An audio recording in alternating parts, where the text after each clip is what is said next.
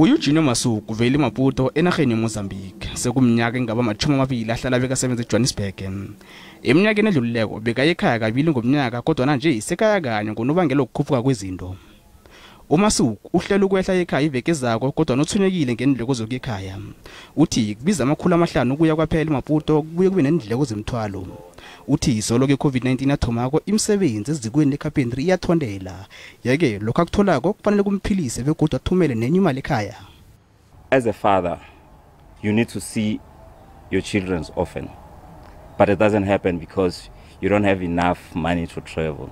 So it's like when you're waiting to go home and then you have to send money home. So for an example, you have to do a more than that you're expecting so that you'll have an extra saving. So if you don't have that extra saving, so you can fail even to go home. You just send the things, you send the money, and then you say, Happy Christmas, I'm not going to be around.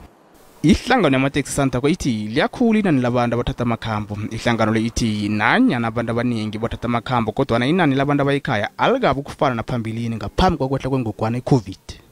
Abantu baqalile ukuhamba baye emakhaya noma ke ukuhamba kwabo kungafani neminye iminyaka. Siyazwisisisa ukuthi abaningi balahlekelwe imisebenzi, abasebenzi abanye basasebenza ngokungaphelele. Isiminyaminya endleleni kulindele ukuthi sikhuphuke njengombana inengi labantu livakatjhela imfunda ezinye kunye nenarha ezibomakhelwane njengoba inkampani nenkolo zivalela isikhathi sikaKresimusi.